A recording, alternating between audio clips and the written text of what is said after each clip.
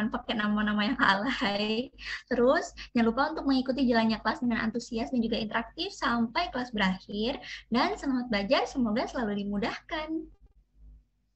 Nah, ini buat teman-teman yang nantinya mau bertanya, kalian bisa kirimkan pertanyaan kalian di kolom chat Zoom dengan format nama underscore pertanyaan. Jadi misalkan ada di part-part yang menurut kalian itu kurang sip nih, aku masih belum jelas, kalian bisa ngasih pertanyaan kalian dan nanti akan dijawab di sesi Q&A. Oke, akhir kata saatnya belajar, belajar mudah, akses murah bersama Academy.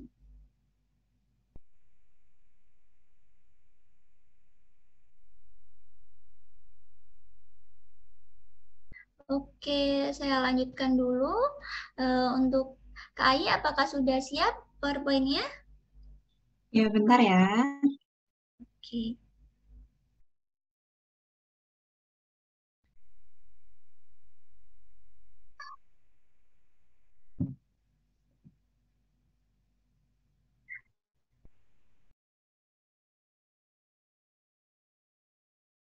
Apakah sudah terlihat? Dulu ada yang 2021 ya beda-beda sih.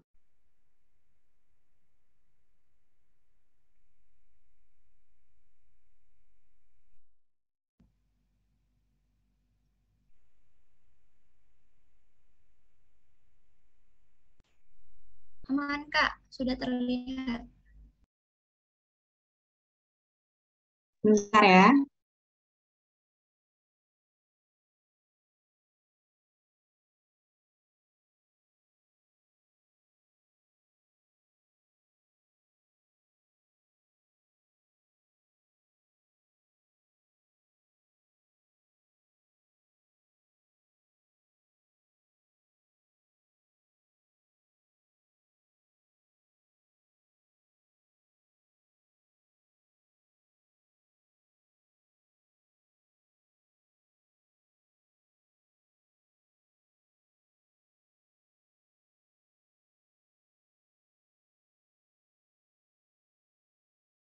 Halo?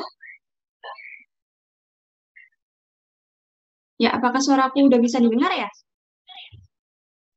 Aman, Kak Ai? Oke. Ya, sebenarnya Assalamualaikum warahmatullahi wabarakatuh. Selamat pagi semuanya. Ya, sebenarnya perkenalkan ya, aku namanya Ayi dari FKUNER 2017. Di sini kita akan belajar bareng-bareng, kita diskusi bersama terkait dengan kedokteran tropis. Di sini kita diskusinya santai aja, teman-teman kalau semisal mau sambil makan, sambil minum, ngopi, ngeteh, terserah monggo. Nanti kalau semisal ada yang mau ditanyakan,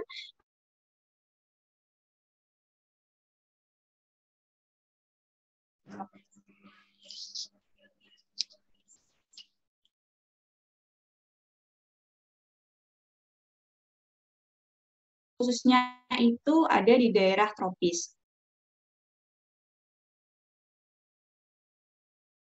Dan ada penyakit yang tidak menular. Wah, hilang ya, bentar ya.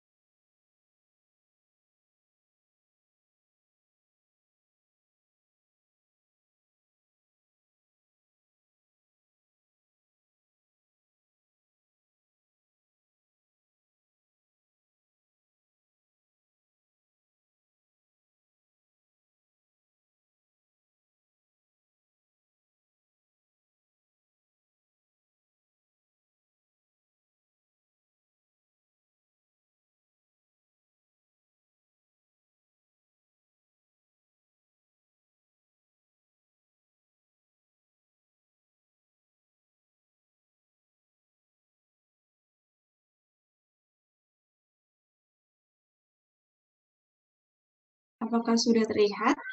Mohon maaf ya teman-teman, sinyalnya agak susah. Aman Kak, sudah terlihat. Oke, ya. Kembali lagi, jadi untuk kedokteran tropis itu merupakan ilmu yang mempelajari penyakit-penyakit khususnya di wilayah tropis. Nah, untuk yang kita bahas kali ini, tadi kan untuk penyakit tropis itu ada dua, yaitu penyakit menular dan penyakit tidak menular. Namun, kita nanti akan membahas terkait dengan penyakit yang menular.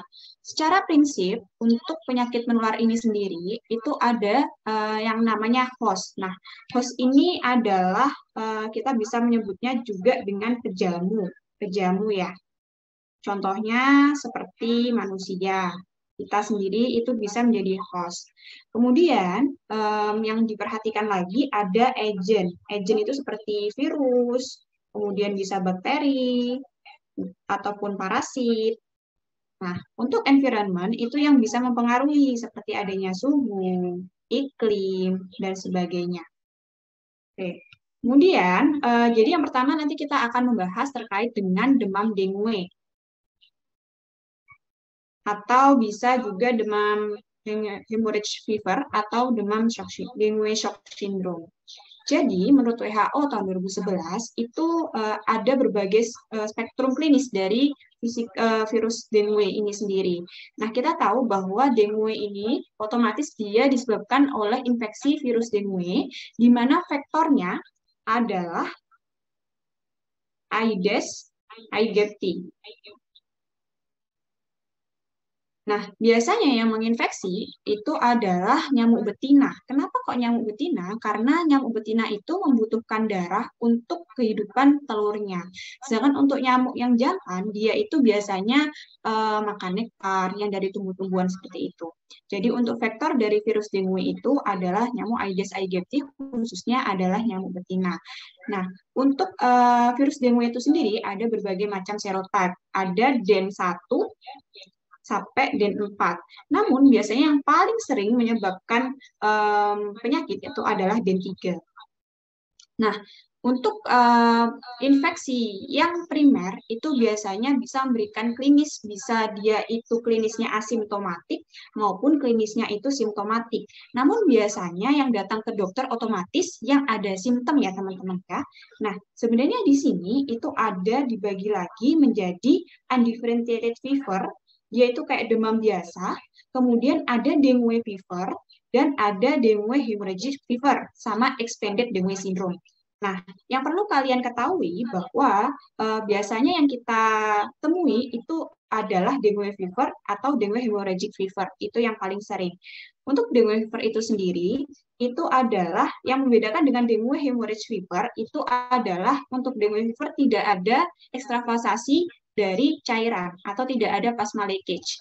Kemudian untuk yang dengue hemorrhagic fever itu terdapat plasma leakage. Nah, untuk dengue fever ini sendiri sebenarnya dibagi dua. Ada without hemorrhage sama yang with unusual hemorrhage. Tapi ini nggak usah teman-teman perhatikan, yang penting teman-teman bisa mengenali bahwa ini adalah dengue fever. Kemudian untuk dengue hemorrhage fever itu dibagi menjadi dua dalam garis besar, itu ada dengue non-shock sama yang dengue with shock. Untuk dengue hemorrhage fever yang non-shock atau DHF non-shock itu ada dua, yaitu yang grade 1 sama yang grade 2. Sedangkan yang DHF with shock itu ada yang grade 3 sama ada yang grade 4. Nanti kita akan bahas lebih lanjut pada slide selanjutnya ya. Oke, ini adalah human itu sebagai host. Kemudian ini adalah agent. Ini adalah vektornya. Nah, kemudian untuk siklus hidup dari nyamuk Aedes aegypti ini sendiri tentunya dimulai dari telur. Telur ini nantinya akan berubah menjadi larva dalam 2-3 hari. Kemudian dia akan berubah lagi menjadi pupa dan kemudian dia juga akan menjadi nyamuk dewasa. Itu adalah siklus dari hidup Aedes aegypti. Untuk patofisiologinya sendiri adalah ketika nyamuk Aedes aegypti yang tadi khususnya betina itu menggigit manusia, maka virus DEN1 sampai DEN4 itu yang paling banyak tadi DEN3 itu akan masuk ke dalam tubuh manusia. Kemudian dia akan bereplikasi di organ target yaitu di white blood cell dan jaringan limfa, kemudian dia di sirkulasi darah. Sebenarnya untuk organ target dari virus dengue ini sendiri itu ada di sel hepatosit dan sel Kupffer. Jadi, di mana dia itu di sel hepatosit, dia itu akan menghambat produksi dari trombopoietin. Sedangkan kita tahu bahwa trombopoietin itu adalah hormon yang berfungsi untuk memproduksi trombosit. Ketika trombopoietin itu menurun, maka produksi dari trombosit itu juga akan menurun. Jumlah trombositnya juga akan menurun. Nah, selain itu, si virus ini juga akan menginfeksi si bone marrow. Jadi kan tadi infeksinya yang pertama itu pada sel hepatosit ya. Hepatosit yang artinya nanti dia akan menghambat produksi dari trombopoietin. Kemudian dia akan menyebabkan turunnya produksi trombosit.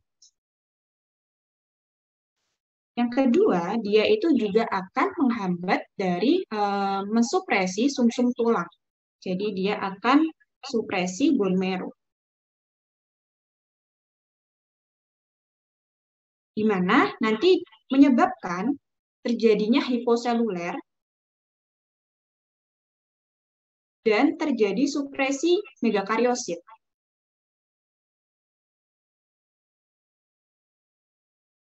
Yang nantinya dia juga akan mengakibatkan turunnya dari trombosit itu sendiri. Nah, kemudian tadi kan untuk sel manusia yang terserang oleh virus dengue, dia itu juga akan merusak dari endotel pembuluh darah. Nah, dia itu juga akan merusak dari endotel ya, endotel pembuluh darah. Di mana ketika endotel pembuluh darah itu rusak, dia itu akan ditempel oleh trombosit. Sedangkan kan tadi teman-teman tahu jumlah trombosit yang ada itu kan dia sudah menurun sebenarnya. Tapi dengan adanya kerusakan dari endotel pembuluh darah, maka dia akan menempel trombositnya itu. Nah, trombositnya itu lama-lama jumlahnya akan semakin turun. Otomatis ketika ada kerusakan dari endotel pembuluh darah, maka akan terjadi perdarahan juga. Nah, ini mengapa dari klinis dengue itu salah satunya adalah perdarahan atau bleeding. Oke. Nah, ini juga yang perlu diperhatikan. Jadi ketika ada pasien yang datang pada teman-teman yang mengeluhkan demam akut. Jadi demam akut itu adalah demam yang terjadi kurang dari 7 hari ya. Kurang dari 7 hari itu merupakan demam akut. Ketika demam akut terjadi, kira-kira 3 hari demam, ini febril, maka dia itu akan mulai terjadi proses viremia tadi kan, viremia ya. Kemudian pada hari keempat, 5, 6, atau 2 hari setelahnya, itu biasanya demamnya akan turun. Demamnya akan turun. Nah, tapi yang harus diwaspadai adalah ketika demam turun, ini adalah sebenarnya fase kritis, di mana di sini itu adanya peningkatan permeabilitas kapilernya. Sehingga biasanya di sini terjadi shock, karena terjadi perpindahan antara cairan di intravaskuler menuju ke ekstravaskuler. Nah, di sini kita memberikan terapi cairan pada pasien yang mengalami dengue fever ataupun dengue hemorrhagic fever. Namun kita nggak boleh terlalu berlebihan memberikan cairan. Karena apa? Karena pada fase recovery maka dia itu akan terjadi reabsorpsi dari cairan tersebut. Nah, apabila kita memberikan cairan itu berlebih, maka akan terjadi overload syndrome pada pasien itu. Nah, oke, kita lanjutkan dulu. Nah, ini merupakan klinis dari dengue fever, di mana yang diadopsi dari WHO 2011. Ketika teman-teman menemukan adanya demam akut yang diikuti oleh 2 gejala lain seperti adanya headache atau nyeri kepala, kemudian ada nyeri retroorbita, ada mialgia, kayak linu-linu semua nih, terus kemudian ada nyeri sendi, kemudian juga ada rash. Terus apabila ada hemorrhagic manifestation, misal ada tiba-tiba mimisan atau perdarahan yang lainnya. Dan untuk dengue fever ini itu tidak ada plasma leakage. Nah, Bagaimana caranya kita mengetahui ada atau tidaknya plasma leakage? Yang pertama adalah kita mengetahui dari klinisnya. Misal kalau ada plasma leakage itu bisa terjadi seperti efusi pleura. Kan karena terjadi permeabilitas vaskular yang meningkat, otomatis kan terjadi perpindahan cairan ya dari intravaskuler ke ekstravaskuler. Nah, contohnya klinisnya itu seperti efusi pleura, sites. Kemudian untuk kita lihat juga dari hematokritnya, itu biasanya meningkat lebih dari sama dengan 20%. Nah, ini caranya adalah untuk HCT-nya itu kita hitung dari HCT yang akhir. Jadi kan ada 2 kali perhitungan hematokrit. Nah, hematokrit yang kedua dikurangi hematokrit yang pertama, diper hematokrit yang pertama dikali 100%. Teman-teman nanti bilang ya kalau misal kakak kecepatan ya. Nah, ini caranya hitung hematokritnya. Apabila ini itu lebih dari 20%, lebih dari sama dengan 20%, maka itu bisa menunjukkan bahwa itu terjadi leakage dari plasma itu sendiri. Atau secara mudahnya, kalau misal teman-teman ada menemukan soal atau pasien yang teman-teman itu baru pertama kali ngecek hematokrit, terus hematokritnya itu lebih dari 40%, HCT-nya itu lebih dari 40%, maka teman-teman harus sudah curiga bahwa itu terjadi plasma leakage. Nah, kemudian untuk labnya itu bisa terjadi leukopeni. Leukopeni itu penunjuk bahwa terjadi adanya infeksi virus, di mana WBC-nya kurang dari 4.000, kemudian terjadi trombositopeni, kemudian ya ini tidak ada bukti dari plasma loss-nya. Oke, kita lanjutkan lagi. Ini hampir sama sih, kayak demamnya sekitar 2-7 hari atau kurang dari 1 minggu, atau kita sebut dengan demam akut. Demam akut. Kemudian dia itu demamnya timbul mendadak, tinggi, terus-menerus, dan bifasik. Bifasik ya. Terus demamnya itu kayak tapal kuda. Jadinya kayak gini. Tadi kan meningkat, turun, terus gini lagi. Nah, kemudian ada gejala, ini ada LMNOP, yaitu nyeri kepala, kemudian ada lesu, mual muntah, nyeri otot maupun perdarahan, ini ada ataupun enggak. Terus kemudian yang paling mendukung lagi, apabila dijumpai kasus DB baik di lingkungan sekolah, rumah, ataupun sekitarnya. Nah, itu bisa mendukung bahwa, oh ya, ini kayaknya DB nih. Nah, biasanya dari lab juga ditemukan adanya trombositopeni ataupun leukopeni. Oke, dari diagnosisnya cara kita mendiagnosis dari dengue itu sendiri bisa dari anamnesis, pemeriksaan fisik maupun penunjang. Penunjang yang bisa kita lakukan yang pertama adalah darah lengkap. Darah lengkap yang bisa kita perhatikan adalah jumlah trombosit tadi, kemudian dari leukositnya. Untuk diagnosis etiologis, nah ini itu kita sebenarnya bisa memeriksakan NS1 itu hari pertama sampai ketiga, itu yang disarankan. Namun sebenarnya NS1 itu juga bisa diperiksa sampai hari kelima. Nah, ketika pasiennya itu datang pada hari kelima, maka kita bisa memeriksakan IgM dari anti dengue-nya itu sendiri. Karena IgM anti dengue, nih balik lagi ya teman-teman. Nah, IgM anti dengue, oh ternyata nggak ada ya. Ya, pokoknya IgM anti dengue itu mulai meningkat pada hari kelima. Ini mulai meningkat. Oh, ini nih. Nah, ini mulai meningkat pada hari kelima. Sebenarnya dia itu pada hari ketiga udah ada, hari kedua, ketiga. Namun juga terlalu signifikan. Jadi, yang disarankan adalah IgM IgG itu dicek pada hari kelima. Oke. Nah, ini. Kita juga bisa melakukan tes fungsi melihat SGOT, SGPT. Karena kan kita tahu dari awal tadi bahwa dia itu juga menyerang sel hepatosit ya. Jadi ketika sel hepatosit diserang, maka juga akan bisa terjadi peningkatan OTPT-nya. Terus kemudian, apa gunanya kita mengecek chest X-ray adalah untuk tahu apakah kira-kira ada efusi pleura atau tidak. Nah, ini untuk tahu IgM IgG itu ketika teman-teman ngecek IgM dan IgM-nya itu positif, maka itu bisa menandakan adanya infeksi primer atau infeksi akut. Kalau semisal ada IgG-nya positif dan IgM-nya positif, berarti dia pernah terinfeksi dan terinfeksi lagi, tapi dengan serotip yang sama. Kemudian kalau semisal IgM-nya negatif tapi IgG-nya positif, berarti dia sekarang tidak terinfeksi tapi dia pernah terinfeksi. Kalau dua-duanya negatif, otomatis dia tidak pernah terinfeksi. Oke, nah ini adalah provokasi untuk mengetahui apakah ini ada terjadi manifestasi yang perdarahan tadi atau enggak. Nah, untuk yang uji torniket ini caranya gimana, Kak? Caranya adalah pertama, kita ngecek tekanan darah pasiennya terlebih dahulu. Kita lihat tekanan sistolnya berapa, diastolnya berapa. Misal sistolnya itu adalah 120 per diastolnya 80, terus kemudian kita tentukan nih angka tengahnya. Kan 120 ditambah 80 itu kan 200 ya. Berarti angka tengahnya kan 100. Nah, nanti dalam posisi 100 kita hentikan mansetnya, kemudian kita tunggu selama 5 menit. Kita tunggu selama 5 menit, kemudian kita lepas mansetnya, terus kita tunggu lagi nih selama 2 menit. Kemudian di bagian polar ini kita hitung dengan diameter 2,8 cm. Kalau semisal petekinya itu lebih dari sama dengan 10, maka kita anggap positif. Lanjut ya.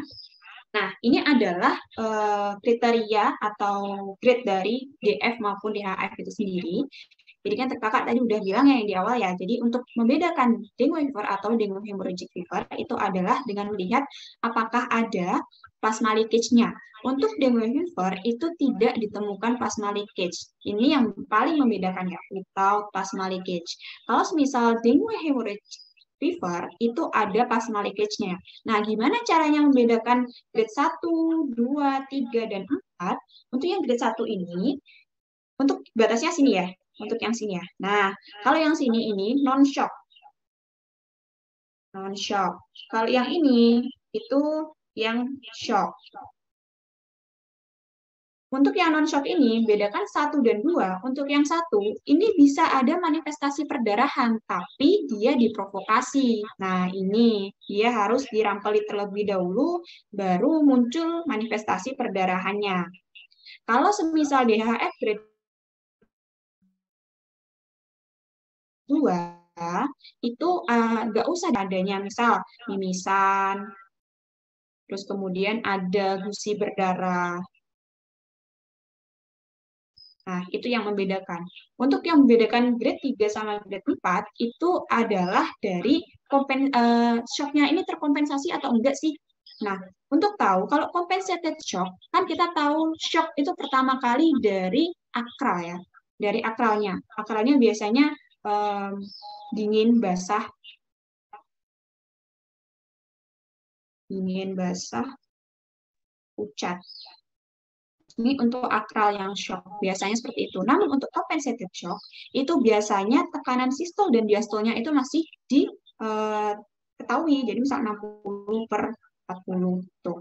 Nah, kalau yang decompensated shock, itu biasanya dia udah shock juga, akralnya udah dingin, basah, udah pucat, tapi dia tekanannya itu cuma bisa 40 per palpasi.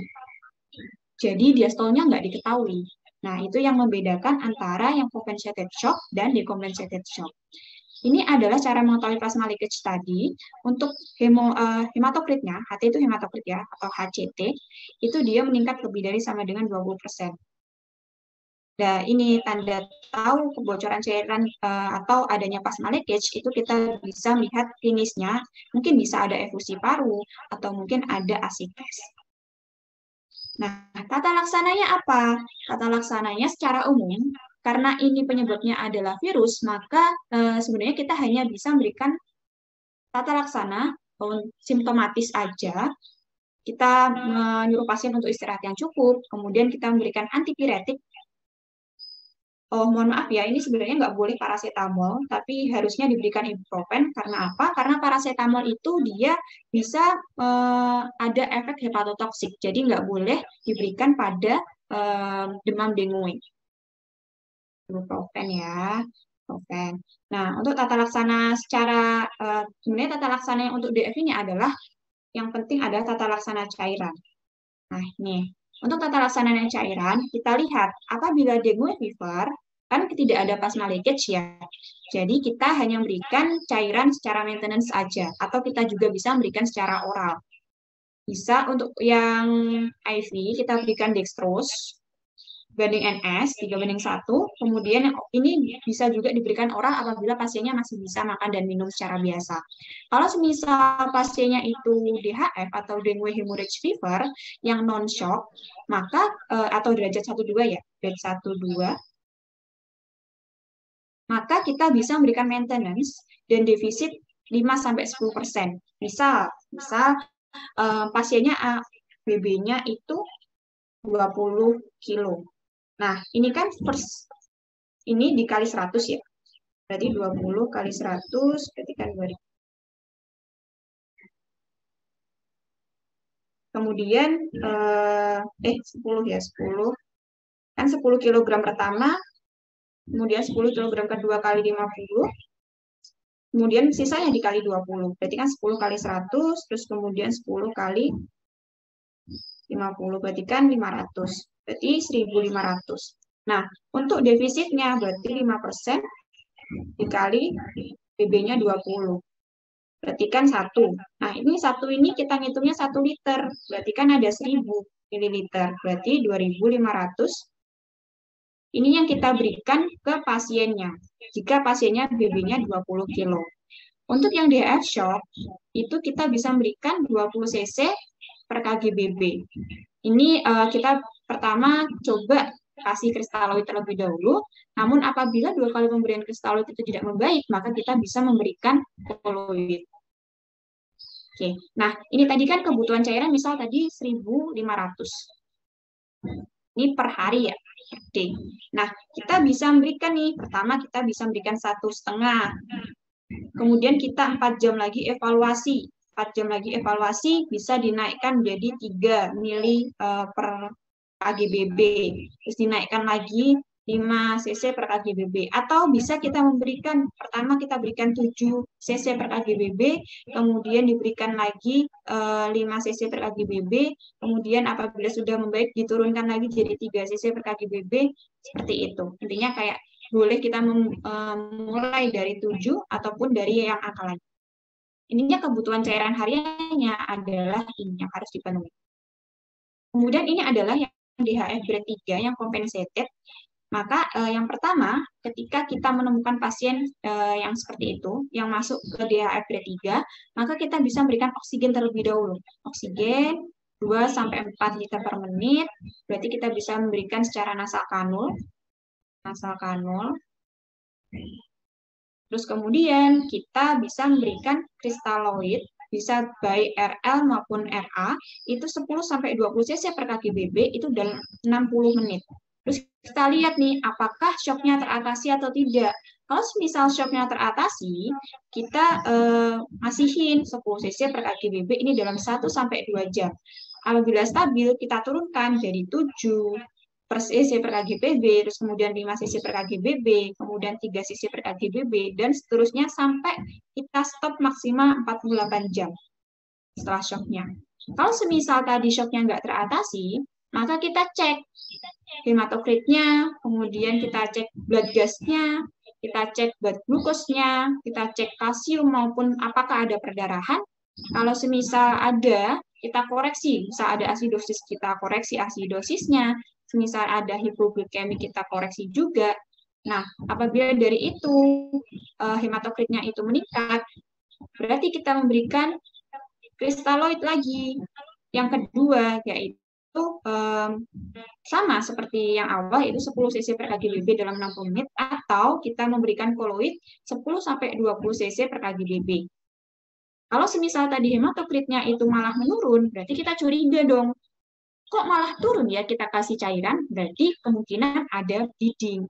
Nah, berarti kita pertimbangkan nih, oh ini berarti waktunya kita transfusi. Seperti itu ya. Nah, ini sama seperti kayak yang awal, cuma yang membedakan adalah untuk yang DHF grade 4 ini kan kita membutuhkan terapi yang lebih cepat ya. Jadinya kita memberikan dalam 10-20 menit, kemudian kita langsung evaluasi. Kalau yang tadi kan dalam 60 menit.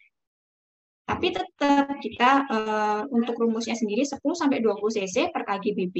Yang bedakan adalah waktunya. Yang tadi 60 menit, yang ini 10-20 menit. Kemudian kita monitoring nih teman-teman, setelah kita kasih cairan, kita monitoring gimana sih keadaan umumnya pasien, apakah sudah membaik klinisnya, heart rate-nya bagaimana, kemudian akalnya gimana, kemudian respiratory rate-nya gimana. Terus kita lihat nafsu makannya baik atau enggak, apakah masih ada muntah, apakah ada perdarahan juga. Terus, nah tadi, ini TTV-nya kita lihat akalnya setiap 4 jam. Kemudian kita periksa, sebenarnya ini biasanya pada rumah sakit itu akan diperiksa secara rutin itu 1 hari sekali minimal. Dan kita juga harus melihat balance cairannya, inputnya yang kita masukkan berapa, keluarnya berapa. Kita lihat dari produksi urinnya pasien berapa. Kemudian ini kriteria dari kepulangan pasien atau KRS adalah yang pertama, ketika kita tidak menemukan demam selama 24 jam tanpa pemberian antipiretik. Jadi kita udah nggak beriin ibuprofen nih, misal nggak beriin ibuprofen, terus sehari ini 24 jam ini pasien nggak ada demam. Terus kita lihat klinisnya udah membaik, pasien udah bisa makan, trombositnya sudah naik, HCT-nya udah stabil, nggak ada distress, dan biasanya itu muncul respon pasien itu kayak apa ya teman-teman, kayak merah-merah juga seperti itu muncul. Nah itu merupakan respon valensen. Terus kemudian diagnosa bandingnya kita bisa didiagnosa, tadi kan ada linu-linu, jadi kita bisa diagnosa dengan chikungunya, kemudian bisa juga dengan malaria, infeksi Zika maupun demam tifoid. Nah, tapi sebenarnya demam tifoid ini adalah diagnosa banding untuk demam kronis atau demam yang lebih dari 7 hari. Demam lebih dari 7 hari. Oke, tuh. Sekarang kita membahas malaria. Mungkin sebelum kita lanjutkan, apakah ada yang ditanyakan? Kalau nggak ada, saya lanjutkan ya. Jadi untuk malaria ini sendiri, kita tahu bahwa malaria itu juga merupakan salah satu penyakit di wilayah tropis, di mana dia itu disebabkan oleh parasit, yaitu oleh Plasmodium. Nah, Plasmodium ini sendiri itu dibagi menjadi 4, yaitu ada Plasmodium falciparum, ada Plasmodium vivax, ada malaria, dan ovale. Untuk vektornya adalah nyamuk Anopheles betina juga. Tadi kan untuk yang dengue itu kan vektornya Aedes aegypti. Untuk malaria ini vektornya adalah nyamuk Anopheles. Biasanya ini banyak pada daerah timur-timur kayak Papua, Maluku gitu. Jadi teman-teman nanti kalau mau jadi dokter terus mau mengabdi di daerah sana, hati-hati ya, nanti harus minum profilaksis terlebih dahulu. Kan nggak lucu ya kalau misalnya teman-teman pulang kena malaria gitu. Jadi gimana sih Kak kok bisa menginfeksi? Nah, ketika si nyamuk ini membawa sporozoid atau udah terinfeksi oleh si malaria itu, Plasmodium itu, maka sporozoidnya itu akan masuk ke dalam tubuh manusia yang ini, akan masuk diinjeksikan ke dalam darah, dia akan masuk, kemudian dia akan menginfeksi sel hepar juga, liver cell ini. Kemudian di sel hepar, dia akan menginfeksi sel heparnya, dia akan berkembang menjadi sison. Nah, kemudian dia akan ruptur. Nah, rupturnya sison ini yang mengakibatkan pasiennya itu demam. Pada Plasmodium malaria, vivax dan ovale, mohon maaf, pada Plasmodium vivax dan ovale, dia itu ada fase hipnozoid, jadi dia itu ada dorman, jadi dia tidak pecah dari sison terlebih dahulu, tapi dia itu kayak tetap jadi sison dulu. Nah, nanti dia akan pecah setelahnya. Kemudian, tadi setelah ruptur ya, sisonnya setelah ruptur, dia akan menginfeksi sel darah merah atau eritrosit dari manusia. Kemudian di sini dia bisa menjadi tropozoid. Dari tropozoid, dia menjadi sison lagi, kemudian dia pecah lagi, dan menginfeksi lagi. Begitupun seterusnya. Namun, dari tropozoid ini, dia juga bisa menjadi gametosit. Nah, ini nanti ada stadium-stadium gametosit yang khas pada setiap Plasmodium. Nah, nanti dari gametosit ini yang cewek cowok temu, kemudian nanti akan menginfeksi, nanti akan darahnya diserap oleh nyamuknya lagi, terus kemudian berkembang di tubuh nyamuk, jadi ookis, terus kemudian jadi sporozoid lagi, menginfeksi lagi, seperti itu.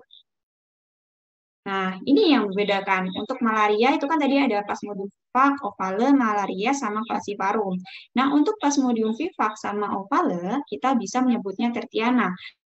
Kita sebut tertiana karena ada interval bebas demam 2 hari.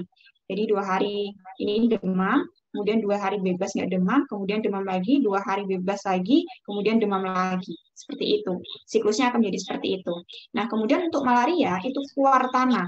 Jadi interval bebas demamnya itu 3 hari. Jadi ini ada demam, kemudian 3 hari bebas demam, demam lagi. Seperti itu. Kalau yang malaria falciparum, itu kita punya tropicana, itu demamnya itu kayak bebas demamnya itu kadang sehari atau bisa kontinu. Itu untuk falciparum. Nah, ini untuk falciparum itu masa inkubasinya adalah 9 sampai 14 hari. Untuk eritrositnya, ingat ya teman-teman, yang mengandung ini enak untuk menghafal ya, yang mengandung huruf V. Berarti eritrositnya besar. Lebih besar ya.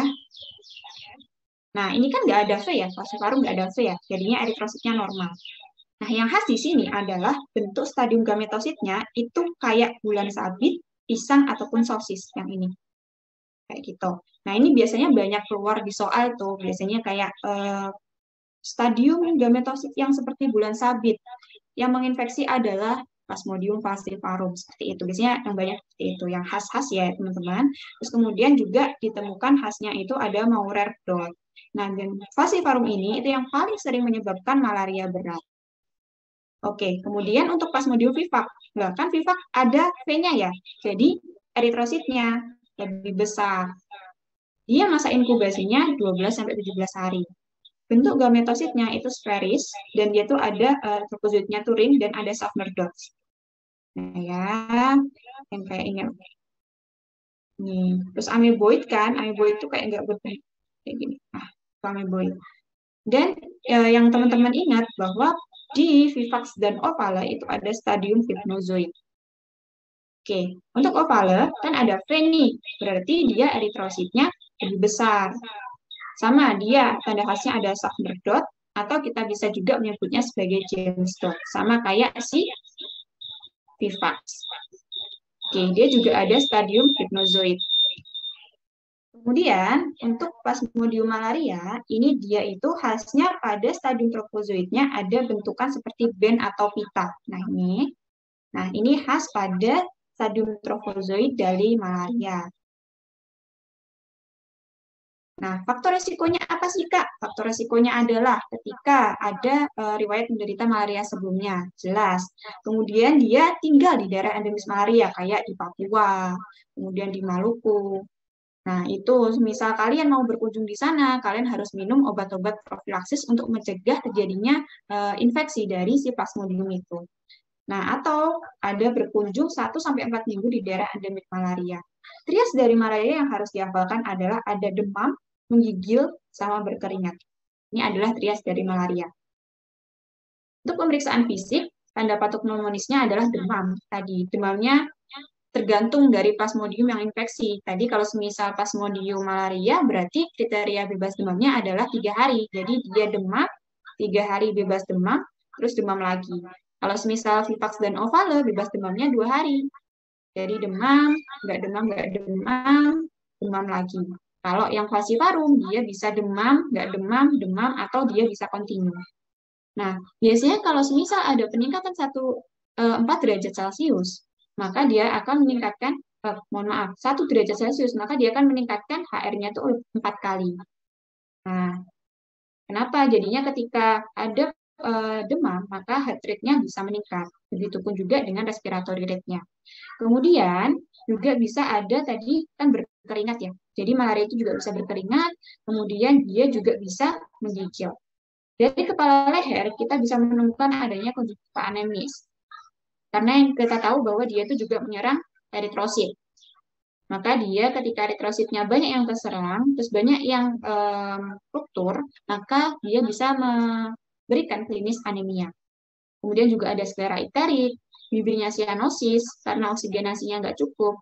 Kemudian bisa juga dari toraks tadi kita temukan RR-nya meningkat atau pernafasannya cepat.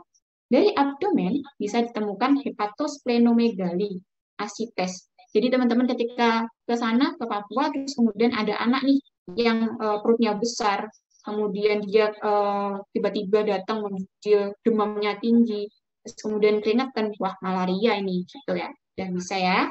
Kemudian dari malaria ini sendiri, pemeriksaan penunjang yang bisa kita lakukan yaitu apusan darah tipis dan apusan darah tebal.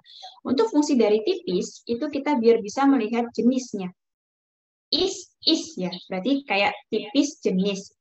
Untuk yang tebal, kita bisa melihat jumlah parasitnya berapa sih kira-kira. Nah, bisa juga dicek rapid diagnostic test, tapi ini biasanya yang sering dilakukan hanya apusan darah tipis dan tebal aja, karena ini lumayan mahal. Nah, bisa juga terjadi malaria berat, khususnya dia itu yang disebabkan oleh Plasmodium falciparum. Apabila ditemukan stadium aseksual minimal 1 dan manifestasi klinisnya itu bisa ada sampai terjadi perubahan kesadaran, adanya kelemahan otot, kejang, distres nafas, dan sebagainya ini dengan labnya ada hipoglikemi, asidus metabolik, dan sebagainya. Oke, untuk terapi malaria sendiri, ini pertamanya, ini yang enak untuk menghafalkan. Jadi kita lihat nih, malaria, Vivax ovale, falciparum malaria, Vivax ovale ya. Ini 3, 3, 3. Jadi kan ada ACT, kemudian ada Primaquine. Nah, falciparum ini 3, 3, 3. Kemudian ini 1, 0, 14. Kenapa ini 14? Karena ini kan tadi ada stadium hipnozoidnya. Jadi ini dosisnya lebih besar. Nah, kalau ibu hamil, dikasih ACT aja. Untuk lini keduanya, kita bisa menghafalinya kina, doksi, sama prima. Nah, untuk falciparum malaria Vivax tetap ya urutannya ya. Ini 7, 7, 7. Kemudian doksinya itu 7, 7. Primakunya ini 1, 0, 14. Jadi kayak gini, biar bisa enak hafalinnya. Untuk malaria berat, biasanya kita ngasih artesunat sama artemeter. Artesunat, karena nggak ada M-nya, jadinya dia bisa IM sama IV. Kalau artemeter, karena ini M, itu dia cuma IM aja. Oke? Nah, ini profilaksis. Apabila teman-teman itu mau pergi ke daerah yang endemis malaria, maka teman-teman harus minum profilaksis. Profilaksisnya itu kalau misal sensitif kloroquine, diberikan kloroquine itu 2 tablet per minggu, itu 1 minggu sebelum pergi, selama di sana, dan 4 minggu setelah kembali. Tapi sayang sekali di Indonesia ini banyak banget yang udah resisten. Jadi kita harus menggunakan, biasanya yang diberikan adalah doxycycline. Ini 100 mg, 1 kali sehari, ini 1-2 hari sebelum pergi, selama di sana sampai 4 minggu setelah kembali. Tapi doxycycline ini nggak boleh buat ibu hamil, sehingga buat ibu hamil kita bisa memberikan mefloquine, itu yaitu 250 mg, 1 tablet per minggu, itu 2 minggu sebelum pergi, selama di sana sampai 4 minggu setelah kembali. Oke, nah ini diagnosa bandingnya sama kayak tadi. Kemudian kita berlanjut ke typhoid fever. Mungkin ada yang ditanyakan teman-teman sebelumnya? Apakah aku cepatkan? Lanjut ya, karena masih banyak. Nah, untuk typhoid ini sendiri, itu juga infeksi oleh bakteri gram negatif dari Salmonella. Ada Salmonella typhi, itu yang menyebabkan 96% kejadian tifoid, dan Salmonella paratyphi. Nah, dia itu adalah bakteri berfagel, di mana dia itu tidak memiliki spora, dan ada antigen O, H, sama V. Dia itu penularannya fekal oral. Jadi kaitannya dengan higienitas seseorang. Jadi dia itu ketika makan yang ada salmonellanya, misal teman-teman beli mie ayam yang ada salmonellanya, kemudian teman-teman makan, dia masuk ke GI tract, kemudian dia masuk ke darah, itu bakteriemia pertama, di mana dia itu masih belum memberikan klinis yang ini, kemudian dia akan masuk ke gallbladder, di first plan, terutama gallbladder, dia akan masuk ke Peyer's patch. Kemudian dia akan keluar lagi ke darah dan menyebabkan klinis. Ada yang demam, kemudian dia bisa menyebabkan nausea, kemudian nyeri pada perut sampai diare. Dan ada juga yang memberikan klinis seperti pasiennya itu delirium. Nah, ini adalah anamnesisnya tadi. Typhoid adalah itu demamnya itu lebih dari 7 hari. Dan demamnya itu sifatnya biasanya step ladder, jadi kayak tingkat. meningkat kayak anak tangga itu ya. Demamnya semakin lama semakin tinggi, terus kemudian konstan. Nah, apabila demamnya itu turun, itu biasanya karena pemberian antipiretik. Jadi teman-teman harus menanyakan nih, demamnya sejak kapan Bu? Udah seminggu nih dok, gitu. Nah, kira demamnya naik turun atau terus menerus atau tambah tinggi Bu, gitu. Naik turun dok. Udah, naik turunnya ibu ngasih obat ya? Iya. Oh ya udah, berarti kita mengecek gejala-gejala lain seperti misal apakah ada gejala itu Bu, apakah ada diare, apakah ada mual muntah, apakah ada kembung nih Bu. Terus kita lihat lidahnya seperti apa. Lidah orang tifoid itu biasanya lidahnya kotor atau lidahnya berwarna putih tengahnya itu. Nah, kemudian kita juga melihat apakah apa sampai nggak sadar Bu. Kalau nggak ya udah nggak apa-apa. Kemudian kita tanya lain, apakah ada nyeri otot, apakah ada pegal-pegal. Kemudian untuk demam tifoid yang berat, itu biasanya sampai adanya penurunan kesadaran, kujang maupun ikterus. Ini karena apa? Tadi kan karena pada proses bakteriumnya kedua, dia itu akan menyebar ke darah, yang kita tahu darah itu kemana-mana, bisa ke otak, bisa ke pencernaan, maupun bisa ke tempat yang lain. Faktor risikonya apa? Tadi, higienitas yang kurang baik karena dia penularannya secara fekal oral. Oke, dari pemeriksaan fisik kita bisa lihat kesadarannya gimana, apakah dia sadar atau tidak, DCS-nya berapa, kemudian apakah ada demam atau tidak. Nah, pada demam tifoid yang khas itu bradikardi relatif. Nah, ketika ada peningkatan 1 derajat Celcius, maka dia akan meningkat heart rate-nya itu nambah 4. Tapi pada demam tifoid ini tidak berlaku, maka kita menyebutnya bradikardi relatif. Kemudian dari mulutnya yang khas tadi adalah tifoid tongue. Jadi lidahnya itu tertutup seperti selaput putih, teman-teman. Kemudian ada rose spot. Ini biasanya ada di punggung. Bisa ditemukan ataupun nggak ditemukan. Bisa juga adanya ikterus. Kemudian ada pemeriksaan abdomen, biasanya ada nyeri. Dan ada hepatosplenomegali, ada meteorismus. Dari pemeriksaan penunjang, itu nggak spesifik. Bisa juga kita lihat dari kultur empedunya. Ini merupakan gold standar pemeriksaan. Untuk reaksi Widal sekarang itu sudah tidak direkomendasikan lagi karena banyak yang false positif.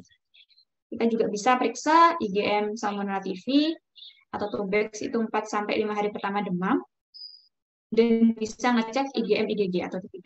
Tata laksananya adalah kita bisa menyarankan pasiennya itu untuk istirahat atau tirah baring. Kemudian kita meminta pasien untuk diet seimbang dan konsistensinya lunak. Ini kita mengistirahatkan si usus itu untuk bekerja. Tapi tetap kita nggak boleh istirahatkan total. Jadi kita kalau kasih makanan, kasih yang konsistensinya lemak supaya si usus itu tidak terlalu keras untuk bekerja. Dan kita harus menjaga kecukupan cairan. Terapi simptomatisnya, kita kasih antipiretik maupun apabila ada pasien dengan gejala mual muntah, kita berikan antiemetik. Nah, terapi kausatifnya itu kita memberikan antibiotik karena kita tahu bahwa penyebabnya adalah tadi salmonella. Salmonella adalah bakteri, jadi kita bisa memberikan antibiotik. Untuk anak-anak, biasanya kita memberikan chloramphenicol. Dosisnya adalah, belum ada chloramphenicol. Dosisnya itu 50-100 mg per HGBB selama 4 hari, biasanya dibagi dalam 4 dosis dan diberikan selama 14 hari. Kemudian untuk diagnosa bandingnya itu pada waktu awal demam kita mesti nge-DD sama DBD. Kan biasanya ada yang kita ke rumah sakit, terus kemudian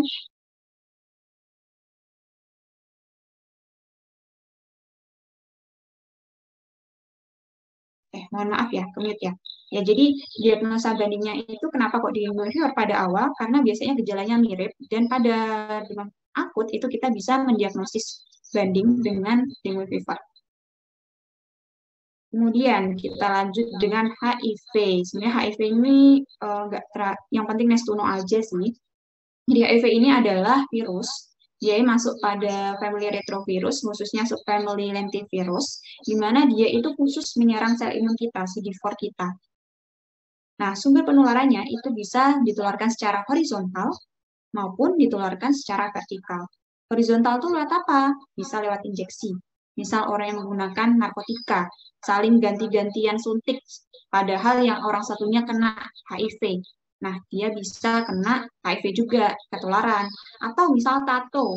Tatonya nggak untuk jarumnya itu habis ngituin apa sih, membuat tato di orang yang HIV, kemudian ke orang yang satunya, dia bisa ketularan. Atau bisa secara seksual. Dia melakukan hubungan seksual, terus kemudian dia ketularan. Atau bisa juga transfusi. Nah, secara vertikal itu bisa ditularkan ibu ke anaknya. Bisa terjadi waktu proses kehamilan, persalinan, maupun proses menyusui.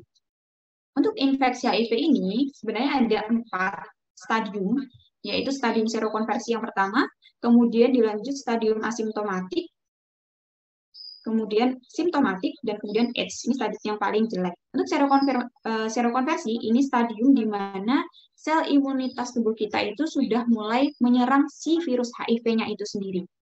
Untuk asimptomatik, ini sudah masuk nih, sudah masuk berhasil, tapi dia tidak memberikan klinis, tidak ada klinis. Kalau simptomatik, klinisnya udah muncul. Kalau AIDS biasanya sudah jelek banget klinisnya, sudah muncul infeksi sekunder. Nah, ini stadium klinisnya tadi. Secara lebih rincinya, itu dibagi ada 4 stadium. Ada stadium 1, itu asimptomatik, tapi biasanya ada didapatkan limfadenopati, yaitu pembesaran kelenjar limfa secara general. Kemudian kalau stadium 2, itu bisa terjadi kayak candidiasis oris, ulkus mulut, ininya kayak superficial kutan, itu bisa terjadi, dan biasanya penurunan BB-nya itu masih udah lebih dari 10%. Kalau stadium 3, itu lebih parah lagi, udah diare kronis, yang nggak ada tanpa sebab yang jelas. Jadi misal ada orang nih, kayak kok diare terus ya, 1 bulan lebih nggak sembuh-sembuh ya, terus kok ada penyakit lain, misal kok ada TB juga, terus ada kayak candidiasis oris, dan sebagainya, itu kemungkinan kecurigaan pada HIV ini sendiri. Kalau stadium 4, TB-nya udah ekstra paru, udah bisa terjadi toksoplasmosis juga. Oke, untuk pemeriksaan penunjang dari HIV ini sendiri, kita bisa cek secara serologis, kemudian secara virologis, dan tes antibodi HIV. Nah, biasanya sering dilakukan ini adalah yang tes antibodi HIV ini ada 3 strategi, jadi ada 3 proses gitu. Terus kemudian terapinya apa? Terapinya adalah karena ini penyebabnya virus, kita berikan antiretroviral. Dimulai segera. Jika ada pasien itu terdiagnosis HIV, maka kita secepat mungkin memberikan ARV ini. Maksimal 7 hari setelah terdiagnosis. Namun berbeda lagi ya teman-teman, ketika si pasien ini ada TB dan kemudian dia didiagnosis oleh HIV, maka kita bisa memberikan terapinya itu maksimal 8 minggu setelah terapi OAT. Kalau semisal dia itu TB HIV dengan CD4-nya itu kurang dari 50, kita 2 minggu setelah pemberian OAT kita udah berikan ARV. Karena kita harus mengobati infeksi sekundernya terlebih dahulu, baru kita memberikan antiretroviralnya. Nah, ini terapinya, yaitu bisa diberikan TDF, 3-TC, dan efavirenz. Ini biasanya dalam bentuk KDT, kita ngasih ke pasiennya. Tujuannya apa? Tujuannya adalah kita menurunkan viral load-nya. Kemudian kita mencegah komplikasi HIV. Kan kita tadi tahu ya, komplikasinya kayak ada nih candidiasis oris, kemudian ada ulkus mulut berulang, kemudian ada dermatitis seboroik, jamur, diare kronis, dan sebagainya itu. Jadi kita mencegah itu semua, kita berikan ARV secepat mungkin. Dan kita sebisa mungkin untuk menurunkan transmisinya. Karena ketika viral load dari pasien itu lebih rendah, maka kemungkinan dia untuk menginfeksi orang lain, menularkan pada orang lain itu lebih sedikit. Dan kita menurunkan angka mortalitas. Karena sebenarnya orang-orang HIV itu apabila kita memberikan terapi ARV dengan baik, maka dia klinisnya kayak orang normal. Nah, oke ya untuk HIV, apakah ada pertanyaan? Kita lanjut ya, kita sekarang bahas tentang leptospirosis. Nah, ini biasanya banyak terjadi ketika terjadi banjir. Nah, leptospira ini ditularkan oleh leptospira. Yang paling banyak menyebabkan klinis yang jelek itu yang tipe leptospira icterohemorrhagic. Nah, ini biasanya sampai menyebabkan well disease. Well disease itu manifestasi dari leptospira yang berat. Nah, biasanya berhubungan dengan sanitasi yang buruk seperti banjir gitu, dia reservoir utamanya itu ada di tikus. Inkubasinya biasanya 1 sampai 2 minggu. Nah, ini patogenesisnya. Nah, ini Leptospira itu dia ketika masuk ke dalam tubuh, dia akan masuk melalui kulit ataupun selaput lendir. Jadi ketika teman-teman, tapi ini kulit atau selaput lendirnya itu biasanya ada lesi atau mikrolesi, maka dia akan masuk nih, masuk ke darah, terus kemudian dia akan berkembang. Kemudian setelah berkembang, dia akan terbentuk nih. Kan sel imunnya itu, oh ada apa itu? Ada musuh nih. Dia akan berkembang, terbentuk sel imunologi seluler maupun humoral, bentuk antibodi spesifiknya. Nah, kemudian dia itu juga bisa masuk ke dalam ginjal dan bertahan di sana, kemudian dia bisa dilepaskan melalui urin. Jadi, leptospira ini biasanya juga bisa dijumpai di air kemih itu sekitar 8 hari sampai beberapa minggu setelah infeksinya itu terjadi. Fase leptospiremianya itu sekitar 4-7 hari, kemudian dia juga bisa ditemukan dalam jaringan ginjal maupun okuler. Oke, nah ini adalah leptospirosis yang klinisnya berat, atau kita sebut dengan well disease. Biasanya ada ditandai dengan adanya ikterus, kemudian sampai ada tanda adanya perdarahan, ada anemia, ada azotemia, NESK-nya meningkat, kemudian ada gangguan kesadaran dan demamnya itu kontinu atau terus-menerus. Ini serotipnya tadi penyebabnya adalah Leptospira icterohemorrhagic, tapi bisa juga serotip yang lain. Namun yang paling sering adalah yang ini. Oke, untuk anamnesisnya biasanya kita anamnesis biasanya dari riwayat paparan atau dengan urin ataupun air ataupun ada banjir. Nah, kemudian ada demam nih, demam mendadak dan sifatnya juga bifasik juga, dan dia itu remiten tinggi pada fase awal Leptospira. Kemudian dia itu turun dan kemudian muncul pada fase imun tadi. Gejalanya biasanya ada demam, ada conjunctival salvation kayak gini. Kemudian ada bradikardi, ada nyeri tekan otot juga, terutama di daerah betis maupun daerah lumbar. Kemudian juga ada ronki nih pada auskultasi. Ketika teman auskultasi, ini lagi yang ada beberapa macam itu. Nah, itu ada teman-teman temukan adanya ronki. Kemudian ada ikterus yang paling bisa dilihat. Kemudian, ini untuk pemeriksaan Leptospira, itu kita bisa melihat kultur dari darah, urin. Nah, ini pada fase 1, ini kita bisa melihat kulturnya dari darah, dan pada fase 2, kita bisa melihat kulturnya itu dari urin. Dan kita bisa juga lihat dari mikroskop medan gelapnya. Good standarnya itu dari MAT. Nah, untuk terapinya, untuk lepto ringan, kita bisa memberikan doksi 2 kali 100 mg per oral selama 7 hari. Untuk yang sedang berat, bisa kasih penisilin G intravena 1,5 juta unit per 6 jam selama 7 hari. Pencegahannya apa? Pencegahannya kita memberikan perlindungan apabila ada banjir, teman-teman pakai sepatu yang sepatu boot biar tidak kena kontak dengan air banjir yang ada leptospiranya. Kemudian kita bisa memberikan doxycycline 200 mg per minggu. Nah, itu secara leptospira, kemudian kita lanjutkan ke tetanus. Untuk tetanus ini sendiri, dia itu disebabkan oleh Clostridium tetani. Dia itu merupakan bacil gram positif anaerob obligat berspora. Dia itu mengeluarkan toksin namanya tetanolisin dan tetanus plasmid. Nah, sebenarnya ketika ada pasien yang datang kepada teman-teman, kemudian pasiennya itu mengaku tertusuk paku nih, tertusuk paku. Kira-kira terus tertusuk pakunya di mana, Pak? Di kandang.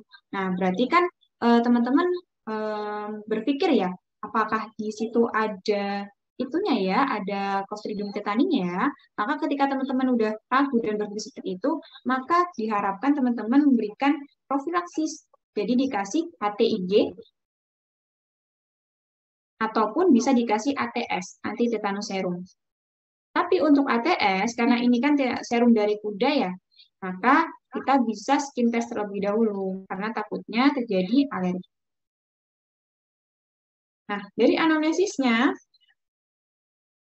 biasanya ada riwayat trauma, misal luka tusuk. Luka tusuknya dalam. Terus kemudian ada, kita tanya, Pak udah pernah imunisasi belum? Gitu kan. Tapi bapaknya lupa. Saya lupa, Dok. Wah, ya berarti ada ya riwayat imunisasinya nggak lengkap. Kita hitung, kalau misal pasiennya lupa, kita hitung bahwa dia itu imunisasinya nggak lengkap. Terus kemudian em, pasiennya sadar biasanya. Dan biasanya gejala awalnya ada trismus sama sulit menelan. Terus biasanya juga didapatkan adanya kejang. Nah, pada pemeriksaan fisik, pasiennya biasanya sadar.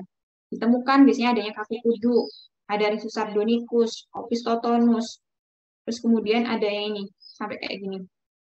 Nah, itu merupakan tanda-tanda dari tetanus itu sendiri. Dan biasanya kalau mereka itu sangat sensitif, makanya untuk pasien tetanus itu ditempatkan tersendiri pada ruang yang hening, kemudian ruang yang gelap. Karena apa? Karena dia itu sangat sensitif terhadap suara atau bunyi ataupun cahaya. Nah, apabila sampai terjadi spasme dari otot nafas, maka bisa terjadi gagal nafas. Oke, untuk pemeriksaan penunjangnya kita bisa lakukan kultur, tapi ini jarang banget dilakukan. Laksananya tadi di ruang isolasi gelap dan gelap. Kenapa? Karena dia sangat sensitif terhadap cahaya sama bunyi. Jadi dia harus diisolasi di ruang tersendiri. Kita menghindari untuk menghindari stimulus taktil ataupun suara pada pasien. Dan yang bisa kita lakukan adalah kita juga membersihkan dan melakukan debri demam dari luka yang kotor itu. Tadi kita bisa memberikan antitetanus yaitu dengan 3.000 sampai 6.000 unit IM single dose ataupun ATS dikasih 50.000 unit infus lambat. Tapi sebelum dikasih ATS kita lakukan skin test terlebih dahulu. Kemudian bisa juga diberikan antibiotik metronidazole ataupun penisilin G 2 sampai 4 juta unit. Kalau semisal kejang pasiennya, kita kasih benzodiazepin. Golongan benzodiazepin seperti diazepam 5 mg secara IV ataupun lorazepam 2 mg IV. Oke, dari sini ada yang mau ditanyakan dulu sebelum ke Helmin? Belum ada ya? Kita lanjut. Ya, untuk Helmin ini sendiri, secara garis besar itu dibagi menjadi dua, yaitu ada nematoda sama platyhelmin test. Untuk nematoda, itu ada yang nematoda di jaringan, ada yang nematoda di GI.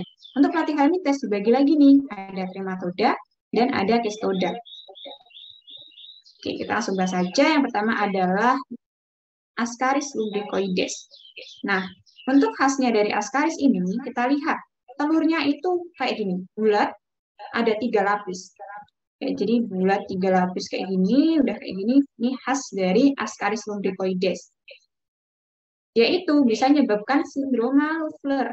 Sindroma Leffler itu dia bisa menyebabkan pneumonitis, di mana karena asi parasitnya ini menuju dan menginfeksi pada paru. Terapinya apa? Terapinya otomatis kasih albendazole. Pokok teman-teman ingat aja untuk Helmin yang GI itu mostly pakai albendazole 400 mg dosis tunggal. Nanti ada pengecualian pada tipe-tipe tertentu, pada parasit tertentu dia diberikan 3 kali. Kemudian, nah nih, jadi larva yang menginfeksi itu adalah telur. Infektifnya adalah telur. Kemudian diagnostiknya adalah telur. Kemudian telurnya itu juga akan secara nggak langsung terinesti oleh manusia. Kemudian dia akan berubah menjadi larva dan dia akan masuk infeksi lagi, lewat feses lagi, makan lagi, seperti itu. Kemudian kita lanjutkan cacing tambang. Ada Ankylostoma duodenale sama ada Necator americanus. Khasnya adalah kita lihat telurnya. Telurnya itu dia jernih dan bening. Jadi kayak ada gini, terus ada kuning sini. Nah, ini telur yang khas dari cacing tambang. Terapinya apa? Sama. Terapinya adalah albendazole 400 mg per oral single dose. Nah, ini khusus nih. Kalau misal Cutaneus larva migran, kita kasihnya albendazole, tapi kita kasih 3 sampai 7 hari. Beda kan ya? Tadi ada albendazole, pokok semuanya itu hampir, yang GI itu hampir semua dikasih albendazole 400 mg, kecuali yang pertama adalah Cutaneus larva migran. Kemudian kita lanjut lagi, ini ada Trichuris trichiura, di mana dia itu telur yang khas itu ada seperti kayak tong anggur. tempayan. Mohon maaf, kalau anggur barrel shape, lemon shape, maupun mucoid shape. Jadi kayak gini. Pas banget telurnya untuk trifurus tisiura. Terapinya apa? Nah, untuk yang terapinya albendazole 3 hari, yang kedua adalah trifurus tisiura. Kita lanjut lagi untuk Enterobius vermicularis atau kita biasa menyebut dengan cacing kremi. Nah, ini khusus telurnya adalah plano-convex seperti ini, plano-convex dan telurnya itu bening. Kemudian ini ada satu sisi yang datar, satu sisinya itu cembung. Teman-teman ya, kayak gitu. Terus kemudian biasanya itu si pasien mengeluhkan nih gatal-gatal dok pada malam hari anak saya di pantatnya. Terus ketika saya buka, saya cek kok ada ya kayak parutan kelapa warnanya putih. Nah itu udah Enterobius vermicularis. Terapinya apa? Ini yang berbeda. Enterobius vermicularis kita kasih perantel pamuat 10 mg per kilogram berat badan. Pemeriksaan penunjang yang bisa kita lakukan adalah swab dari analnya dengan Scotch tape. Oke, kita lanjut lagi, yaitu Strongyloides stercularis, di mana dia itu larva, diagnostik stage-nya itu berupa larva rhabditiform. Kan yang lainnya tadi kan telur semua ya. Nah, ini khas pada Strongyloides itu di diagnosis stage-nya itu yaitu larva rhabditiform. Terapinya apa? Terapinya dikasih albendazole 1 kali 400 mg selama 3 hari. Jadi tadi yang dikasih albendazole 1 kali 400 mg selama 3 hari, yang pertama ada CLM, yang kedua ada Strongyloides, yang ketiga ada trifurus. Nah, nih, ini yang perlu teman-teman hafalkan. Yang lainnya itu dapat albendazole 1 kali 400 mg untuk yang helmin yang GI. Terus kecuali lagi yang tadi ada Enterobius vermicularis. Itu dikasih pirantel pamuat. Oke, sekarang kita lanjut ke taeniasis atau cacing pita. Nah, untuk cacing pita ini itu ada yang cacing pita oleh karena Taenia saginata, ada yang Taenia solium. Yang saginata, ingat-ingat aja sagi, sapi. Nah, dia itu lebih besar kan sapi daripada babi, jadi pada ininya, proklotidnya itu biasanya lebih banyak. Untuk yang solium, karena dia babi lebih kecil, makanya dia lebih sedikit. Itu biar enaknya ya teman-teman. Nah, untuk terapinya kita ngasih praziquantel 10 mg per kgbb single dose. Telurnya bulat. Ini dindingnya biasanya tebal dan ada kayak gini. Itu khas dari taeniasis atau cacing pita. Dan kita lanjut cystosoma. Biasanya ini soalnya di Danau Lindu pasti jawabannya cystosoma. Nah, ini ada 3 nih cystosoma, ada hematobium, ada mansoni, ada japonicum. Hemato kan darah ya. Di tengah. Berarti ininya lancip, spinanya terminal. Kalau misal japonicum, Jepang, ingat-ingat aja. Dari Jepang jauh ya, jadinya spinanya tinggal kecil. Kayak gini. Jadinya spina terminalnya kecil atau rudimenter. Untuk mansoni, minggir-minggir. Ya kan? Biar enak nih hafalinnya. Kalau H, tengah. Jadi hematobium, spinanya di tengah. Hematobium. H, spinanya di tengah. Kemudian mansoni. Minggir-minggir. Di pinggir kan spinanya. Pinggir. Tuh.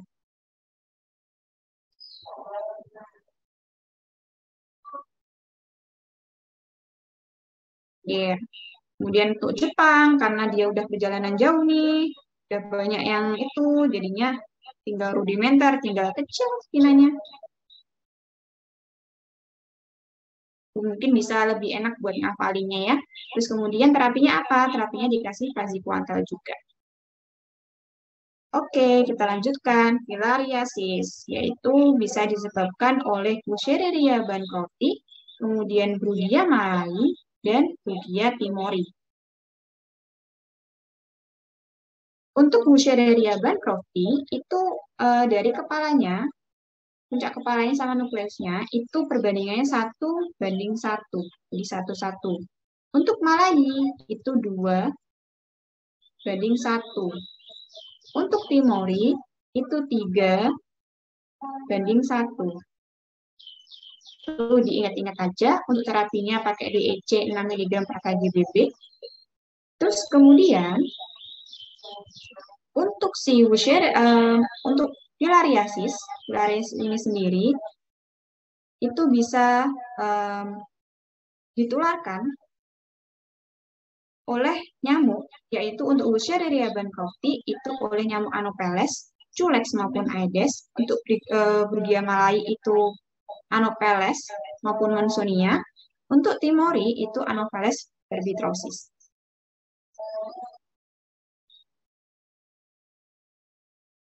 Oke, kita lanjut, ini materi yang terakhir ya, yaitu terkait dengan rash. Bentar ya teman-teman, ada azan.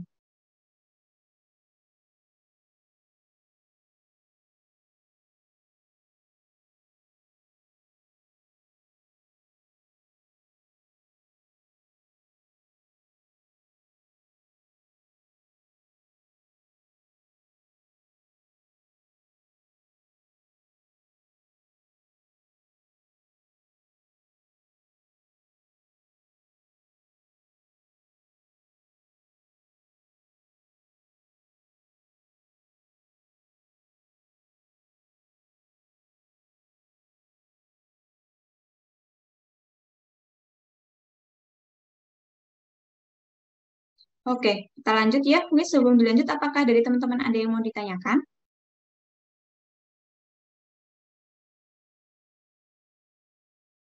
Masih belum ada ya. Jadi kita lanjut ke rash. Jadi rash ini sebenarnya ada banyak. Ada morbili atau biasa kita nyebut dengan rubeola. Ingat ya, morbili itu rubeola, bukan rubella. Morbili atau rubeola atau campak atau measles. Nah, oke, kita lanjut ke sini aja. Jadi ini perbedaannya. Untuk morbili atau rubeola itu biasanya ada ciri khas, yaitu 3C plus 1K. Apa itu, Kak? Konjuktivitis, matanya merah, kemudian cough, ada batuk, ada koriza.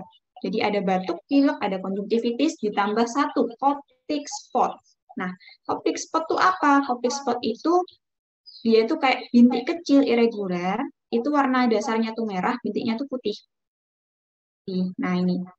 Jadi warna dasarnya merah, bintiknya putih-putih, pada mukosa bukal. Itu adalah coptic spot. Ini adalah ciri khas dari rubeola atau measles. Nah, rubeola ini sendiri itu biasanya muncul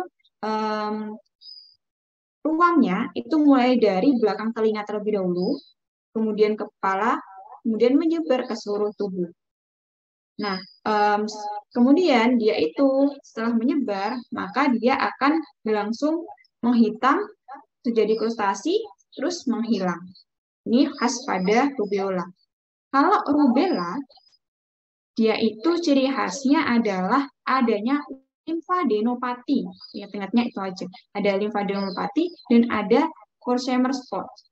Nah, ini bedanya. Kalau coptic spot itu pada mukosa mukal mukosa.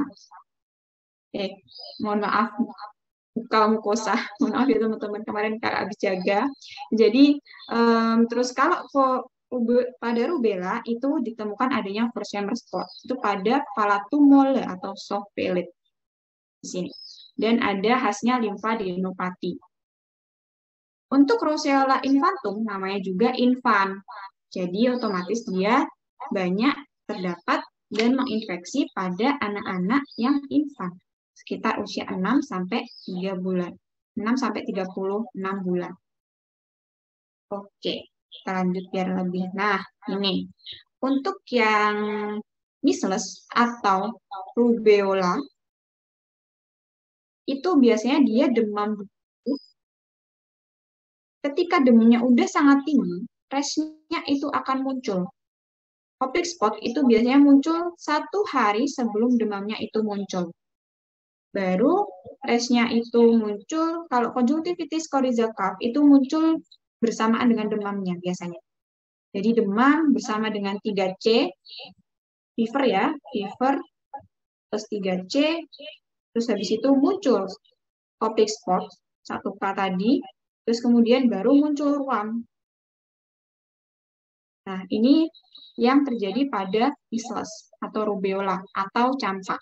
Kalau pada rubella, biasanya dia ada pembesaran limfe terlebih dahulu atau limfadenopati, kemudian ada juga konjungtivitisnya, tapi biasanya lebih signifikan tuh ada limfadenopatinya, kemudian baru dia ada demam, tapi demamnya subfebris.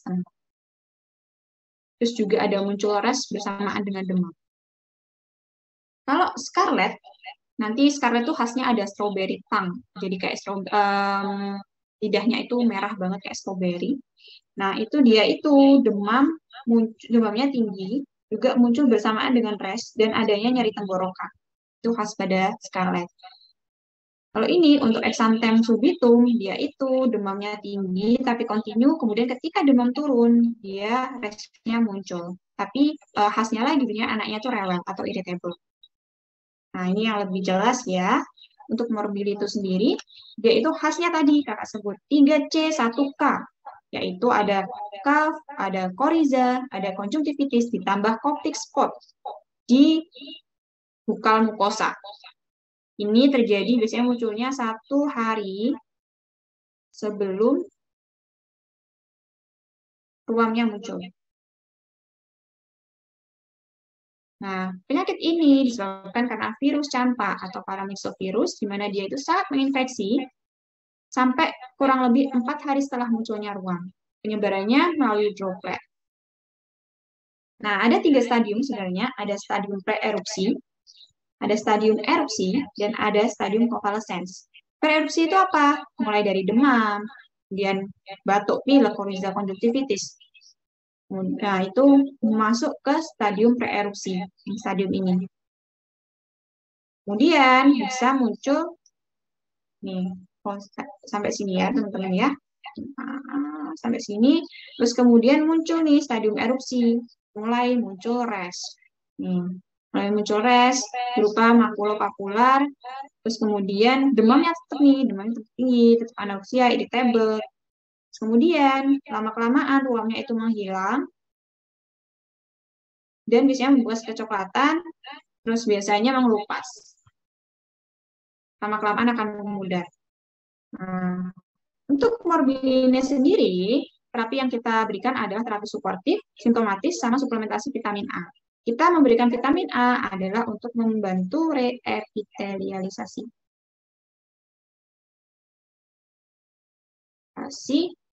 Jadi kita kasih vitamin A. Suportifnya apa? Ya udah kita kasih cairan sesuai kebutuhan, diet seimbang. Simptomatisnya apa? Kalau demam kita kasih antipiretik, kalau batuk kita kasih antitusif ataupun ekspektoran, itu. Kalau misal kita curiga ada infeksi sekunder dari bakteri, kita bisa ngasih antibiotik. Tapi kalau tidak, jadi nggak usah. Kemudian suplementasi vitamin A-nya berapa dosisnya? Untuk usia kurang dari 6 bulan, maka kita bisa memberikan dosis 50.000 IU atau setengah dari kapsul biru. Untuk 6-12 bulan, itu kita bisa ngasih, 12 bulan ya, kita bisa ngasih 100.000 IU dalam 2 hari ini juga. Ini berarti 1 kapsul biru.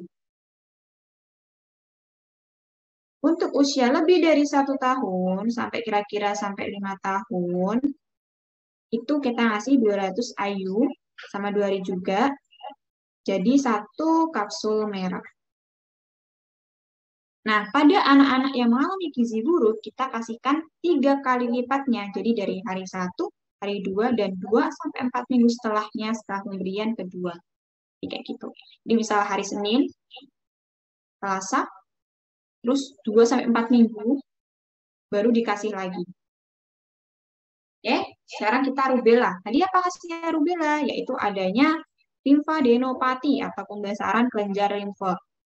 Sama, dia penyebabnya adalah infeksi virus akut, di mana dia juga sangat menular, namun biasanya ringan pada anak-anak. Nah, pembesaran KGB suboccipital atau retroaurikular, jadi di belakang telinga maupun di suboccipital. Penyebabnya adalah virus rubella, sama penularannya melalui saluran nafas pada saat batuk maupun bersin. Prodromalnya 1-5 hari, sama demamnya subfebris. Belum febris, itu subfebris. Ada malaise juga, kemudian ada anoreksia, juga ada konjungtivitis. Kemudian ada koriza juga, nyeri tenggorok sama seperti itu. Cuma yang membedakan kalau rubella itu dia lebih dominan ke limfadenopati dan demamnya itu subfebris. Kalau yang rubeola atau measles atau campak tadi itu dia demam, terus ketika demamnya akan mencapai demam tertinggi, itu dia baru muncul ruam. Nah, untuk rubella ini sendiri, itu akan sangat berbahaya ketika dia itu menginfeksi ibu hamil. Itu akan bisa terjadi rubella, congenital rubella syndrome. Akan mengakibatkan adanya mikrosefali, PDA, sama katarak. Jadi jari otak, jantung, sama mata, itu terjadi kelainan. Jadi mikrosefali, jadi itunya kecil, kelainan kecil, kemudian ada PDA, patent ductus arteriosus, kemudian ada katarak. Terapinya nggak spesifik, sama seperti yang awal-awal, kita kasih terapi suportif sama simptomatis. Ini Scarlet Fever, nah ini loh teman-teman, strawberry tongue, jadi sangat merah banget. Terus bisa juga ditemukan circumoral pallor, jadi ini dia akan keputihan di tepi-tepi dari mulutnya sendiri. Terus kemudian ada rash makulopapular, dan biasanya rashnya ini yang berbeda di Scarlet Fever, pas diraba itu kasar, kayak sandpaper tekstur. Nah, ini yang khas pada Scarlet Fever. Sama, ada demam, nyeri kepala, nausea, vomiting, sama semua. Ini Scarlet Fever tadi ada ruam sama nyeri tenggorok. Terapinya apa? Dikasih penisilin per oral atau erythromycin atau cephalosporin, juga bisa dikasihkan suportif. Oh ya, kenapa kok dikasih antibiotika? Karena si Scarlet Fever ini penyebabnya adalah infeksi bakteri Streptococcus grup A. Jadi kita memberikan antibiotik. Kemudian kita lanjutkan, erythema infecciosa, itu khasnya adalah slap cheek. Jadi kayak ditampar gitu, teman-teman. Jadi pipinya merah kayak gini, kayak ditampar. Penyebabnya apa? Penyebabnya adalah parvovirus, virus 19. Ini biasanya nggak terlalu banyak keluar sih. Yang paling banyak ditanyakan biasanya yang rubella. Nah, itu yang paling banyak. Nah, ini ada exanthema subitum. Biasanya kita juga menyebutnya Roseola infantum. Jadi banyak terjadi pada infan atau anak-anak dari usia 3-36 bulan. Kemudian gejalanya apa? Sama. Ada demam tinggi, dia mudah muncul rash, dan ada nyeri pada tenggorokan. Terapinya apa? Terapinya sama, nggak spesifik, hanya simptomatik aja. Jadi misal ada demam, kita kasih antipiretik, kemudian ada batuk, kita kasih inspektoran maupun antitusif. Gitu. Nah, ini adalah ringkasannya tadi, demam dengue, demam kurang dari 1 minggu, kemudian ada gejala LMNOP, ada trombositopeni, leukopeni yang khusus pada infeksi virus, kemudian juga dijumpai kasus DBD di lingkungan atau sekolah atau rumah sekitar. Kemudian untuk DHF, yang membedakan apa tadi? Ada plasma leakage, ada peningkatan hemorrhage lebih dari sama dengan 20%. Kemudian kalau dengue shock syndrome, ini DHF grade 3 dan 4. Nah, ini ada yang compensated yang grade 3 dan uncompensated atau decompensated yang grade 4. Untuk yang malaria, kita hafalkan trias malaria. Ada demam, menggigil, sama berkeringat. Menggigil dan berkeringat. Biasanya ditambahin adanya anemia atau splenomegali dan ada riwayat bepergian ke daerah endemis. Untuk typhoid fever, demam typhoid, ini lebih dari 1 minggu, ada gangguan GI dan ada gangguan kesadaran. Itu HIV, biasanya ada riwayat kontak. Misal, ada riwayat hubungan seks ataupun saling menggunakan jarum suntik yang sama atau dari ibu ke anak. Untuk leptospira, tadi biasanya banyak terjadi pada wilayah-wilayah yang banjir, yaitu reseptornya adalah tikus. Ini ditularkan dari urin tikus. Ada nyeri, pada betis ada ikterus juga. Kemudian pada helmin, itu tergantung, manifestasinya tergantung cacing yang menginfeksi. Untuk tetanus biasanya ada riwayat tertusuk, misal tertusuk paku. Terus ada klinisnya ada trismus, ada opistotonus, ada rhesus sardonicus. Kemudian ini untuk rasnya tadi ada morbili atau rubella atau campak atau measles, itu khas tadi 3C plus 1K. Kemudian ada rubella yang khasnya limfadenopati dan Forshamer spot, kalau ini Koplik spot. Kemudian scarlet fever, khasnya ada strawberry tongue. Kemudian erythema infecciosa, itu yang slap cheeks, tadi kayak ditampar. Kemudian exanthema subitum atau Rosella infantum yang biasanya menginfeksi pada infant 3-36 bulan. Kemudian dia ada demam, rash maculopapular irritable. Oke, ada yang mau ditanyakan sebelum kita ke soal?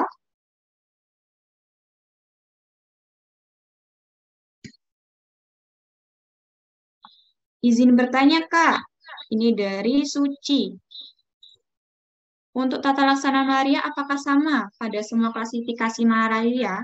Tata laksana pada malaria itu sama, yaitu tadi dikasih yang tergantung kan ada lini 1 sama lini kedua ya. Jadi untuk lini satunya itu tergantung apakah dia terkena Plasmodium falciparum, apakah dia terkena Plasmodium vivax atau ovale, apakah dia terkena Plasmodium malaria. Jadi kalau semisal dia itu terkena, misal dia itu terkena Plasmodium falciparum, kita lini pertama, kalau kita pertama kali menemukan pasien yang klinisnya ke Plasmodium falciparum, dari tes tebal tipisnya kita temukan lebih mengarah ke Plasmodium falciparum, maka kita bisa memberikan ACT selama 3 hari sama Primaquine single dose. Kalau untuk Plasmodium malaria, kita kasih ACT doang. Kalau Vivax sama Ovale, kasih Primaquine 14 hari. Kenapa, Kak? Karena dia ada fase hipnozoid, jadi fase yang dorman tadi. Karena ada suatu waktu bakal dia itu pecah lagi dan menginfeksi eritrosit lagi dan akan berulang demamnya lagi. Itu apakah sudah menjawab, Suci?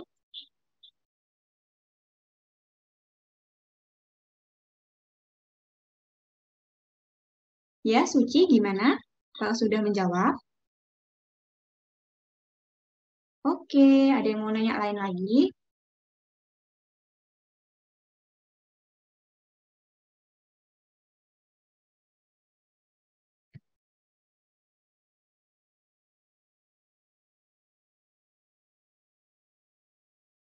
Ini sudah paham atau bingung ya malahan? Soalnya juga kakak bingung menyampaikan karena ini materinya sangat banyak dan kita cuma dikasih waktu 2 jam. Jadi mungkin nanti habis ini teman-teman bisa membaca-baca ulang lagi, catat poin-poin pentingnya buat ngafalin kayak tadi falciparum khasnya gimana, malaria gimana, Vivax ovale gimana. Tapi nanti lebih lengkapnya teman-teman bisa baca sendiri mungkin ya. Kenapa dengue tidak boleh diberikan paracetamol ya, Kak? Kelewat, Kak. Maaf. Ya, nggak apa-apa. Jadi, paracetamol itu memiliki sifat hepatotoksik, teman-teman. Jadi, kan tadi dengue itu kan dia menginfeksi sel hepatosit. Nah ya, kakak bukain lagi. Sebentar.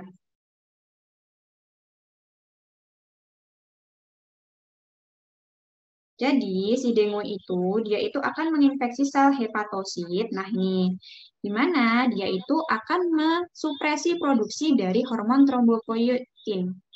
Nah, ini, dia mensupresi hormon trombopoietin sehingga menyebabkan trombositnya turun. Nah, apabila kita memberikan paracetamol yang sifatnya hepatotoksik, yang tambah dia merusak hepar, maka dia akan lebih merusak. Jadi trombositnya makin turun, makin klinisnya makin buruk, makin jadi bleeding dan sebagainya. Jadi kita nggak boleh ngasih paracetamol. Jadi kita prefer ngasih ibuprofen ataupun NSAID yang lain. Apakah sudah menjawab, Sufyan? Sufyan ya, Sufyan.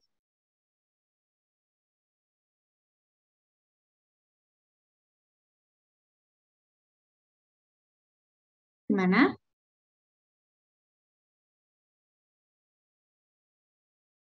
Izin Kak, sudah terjawab. Terima kasih Kak.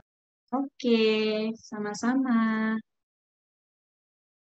Untuk Kak Moderator, ini lanjutannya jauh dulu atau kita bahas soal biar kita tahu gimana? Nanti kita bahas soalnya dulu, Kak. Terus nanti sebelum Q&A nanti ada beberapa informasi mengenai program. Terus nanti Q&A. Kayak gitu. Jadi Oke, soal dulu. dulu ya. Kita jawab. Nanti kakak mau teman-teman bisa ngasih jawabannya di chat, langsung ABC-nya aja. Bentar, mana ya? Nih, soal yang pertama. Anak laki-laki, kita lihat ya, apakah pemeriksaan penunjang yang paling tepat? Kita lihat dulu soalnya. Pemeriksaan penunjang yang paling tepat. Diagnosanya apa nih, teman-teman? Nanti bisa dijawab ya di chat ya. Anak laki-laki usia 14 tahun dibawa ke poliklinik dengan keluhan demam tinggi 2 hari yang lalu. Tidak turun dengan obat penurun panas, disertai nyeri nyeri kepala dan mual muntah. Kemudian dia heart rate-nya meningkat, suhunya juga meningkat, ada peteki di kedua lengan. Diagnosanya apa nih teman-teman? Kira-kira, yuk, dia ada demam tinggi, masih 2 hari nih demam akut. Wah mantap, ini diagnosanya apa dulu Suci? Menjawab Kak. Dengue Kak. Oke, mantap. Dengue yang apa ini? Dia ada peteki nih di kedua lengan tanpa diprovokasi. Tadi apa? DHF berapa?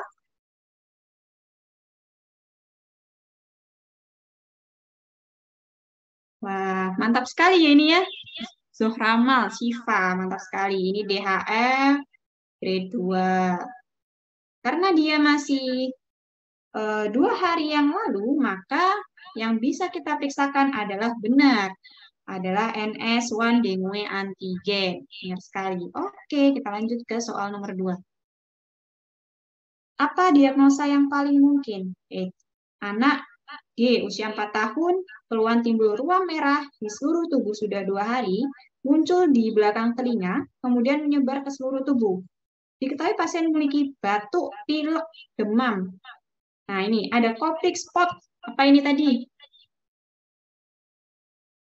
Ayo, dijawab di chat. Ada Koplik spot tadi yang 3C ke 1K apa tadi? Oke, mantap Suci. Zohrama, mantap juga ya. Morbilli atau rubeola atau campak atau measles. Oke, mantap. Soal nomor 3. Apakah diagnosa yang sesuai dengan pasien? Kita baca soalnya ya, 29 tahun, keluhan nyeri betis pada betis, juga demam tinggi sejak 2 hari yang lalu, berenang di danau dekat rumahnya. Dari pemeriksaan fisik ada injeksi konjungtiva, ikterus, nyeri pada penekanan gastrocnemius, ada demam nih, HR-nya meningkat banget, RR-nya juga meningkat. Apa ini? Ayo, kalau udah ada peningkatan banget, ada ikterus, ada injeksi, ada nyeri gini. Leptospira yang berat ya teman-teman ya, benar leptospirosis, tapi dia sudah masuk yang berat. Jadi dia adalah Well disease. Ada yang masih bingung tentang ini? Karena kita lihat ya teman-teman ya, heart rate-nya tinggal 56, RR-nya meningkat juga. Jadi kita lebih ke well disease daripada leptospirosis. Karena kalau leptospirosis itu biasanya dari heart rate-nya sama RR-nya itu masih di atas kayak paling heart rate-nya naik dikit atau turun dikit. Kan heart rate-nya itu sekitar 100-an ya harusnya. Oke, ada yang bingung yang soal ini?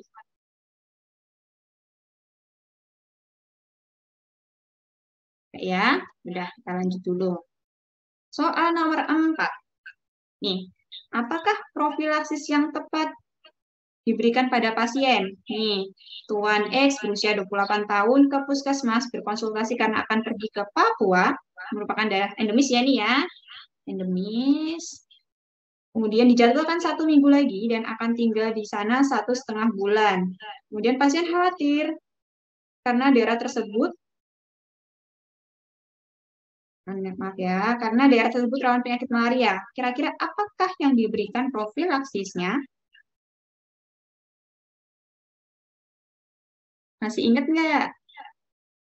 Ayo lebih itu lagi, teliti lagi.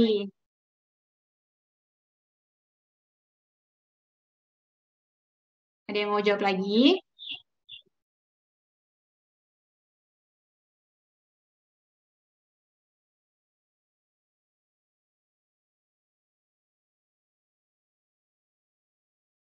Ada lagi.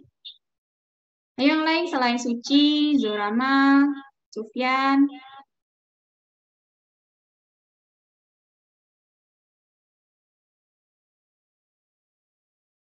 Oke, jawaban yang benar adalah A.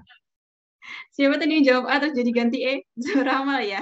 Oke, benar-benar A deh. Jadi kita ngasih doksisiklin 100 mg setiap hari. Tadi kan doksisiklin 1 DD ya.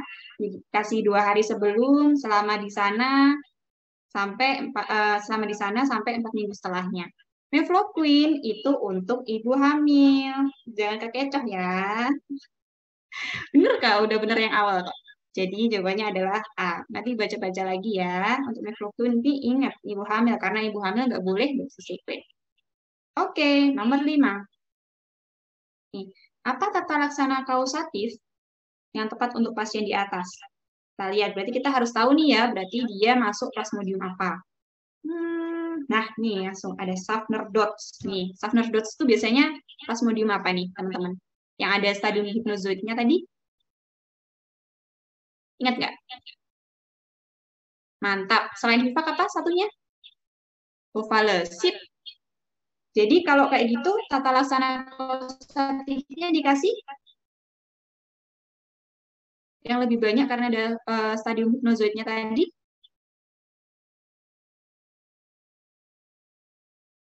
Lupa ya?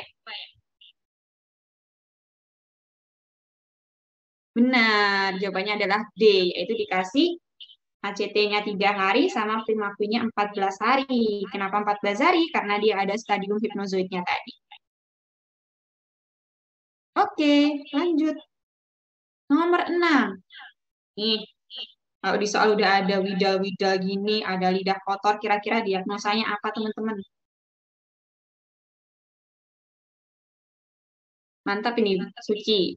Diagnosanya apa? Tifoid. Benar, tifoid. Tifoid terjadi bradikardi relatif. Oke, lanjut ya. Ini teman-teman yang lain kalau mau menjawab, nggak apa-apa ya. Nah, apakah pemeriksaan penunjang yang tepat dilakukan? Ini anak R, usia 7 tahun, nih, gatal di dubur, malam hari. Kemudian ada eksporiasi di sekitar anus, bekas garukan ya, bukan parasit kecil berwarna putih. Jawabannya apa?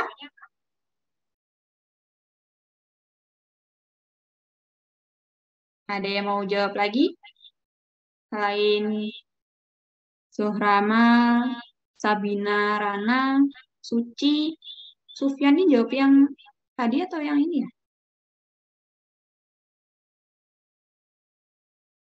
Ya, jawabannya yang benar adalah anal swab. Ya, tadi pakai swab.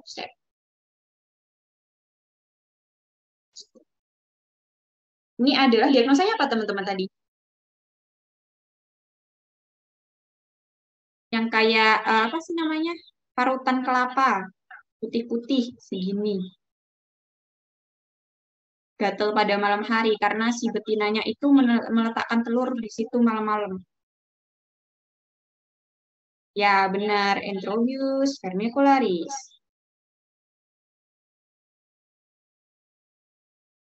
Atau disebut dengan cacing kremi. Mantap nih, teman-teman. Oke, lanjut ya. Nomor 8. Apakah parasit yang menjadi etiologi penyakit pasien? Jadi dia ada apa nih namanya keluhan kencing seperti susu. Keluhan terjadi disertai luka dirasakan pada bagian kemaluan hingga mata kaki. Piting edem, inguinal kiri hingga mata kiri, ada nyeri tekan.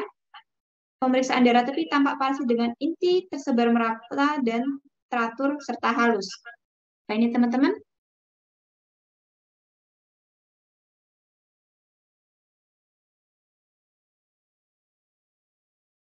Tadi Kak belum jelasin ya. Jadi kalau semisal Wuchereria bancrofti, ini jawabannya adalah E. Pada Wuchereria itu dia akan terjadi, ini ibaratkan, ya teman-teman, kaki, tangan.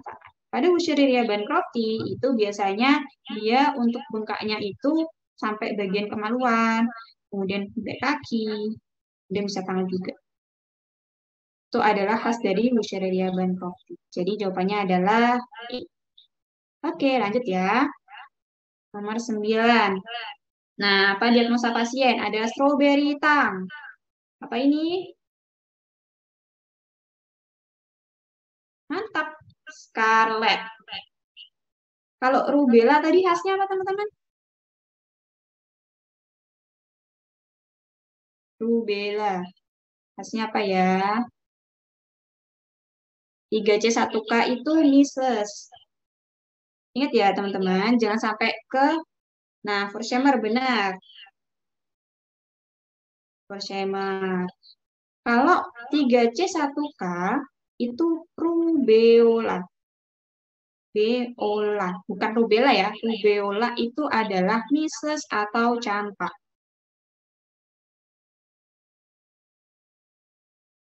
Nah, kalau ini berarti dia ada Kopik spot. Kalau pada rubella, dia ada Forshamer spot. Dan dia ada khasnya lymphadenopathy. Oke, lanjut ya.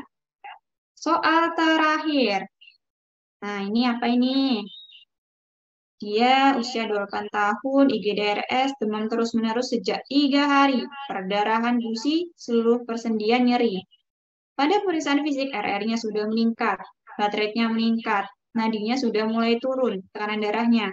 Kemudian dari ekstremitas didapatkan peteki. Kemudian juga dari ekstremitas superior inferior, CRT-nya masih lebih dari 2 detik. Akralnya tapi udah dingin. Nah, ini untuk lab-labnya, HCT-nya udah meningkat lebih dari 40%. Diagnosanya apa, teman-teman? Mantap, grade 3. Karena dia itu udah ada akral dingin, tapi tekanan darahnya masih bisa terdeteksi ya, sistol-diastolnya, maka dia grade 3. Kalau grade 4, biasanya cuma 40 per palpasi. Dia juga ada akral dingin juga. Kalau grade 1-2, dia belum shock. Jadinya untuk grade 1, dia biar ada bleeding, kita harus provokasi. Dengan apa tadi? Rampelit. Kalau yang grade 2, itu ada spontan bleeding. Oke, dah. Sampai sini mungkin ada yang mau ditanyakan dari teman-teman semua? Ada yang masih bingung?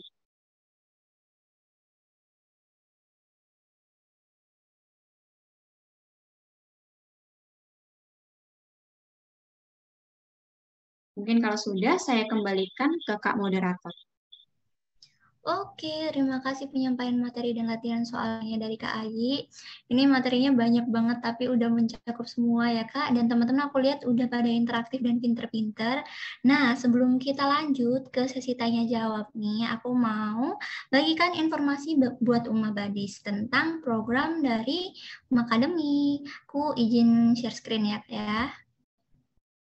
Bentar.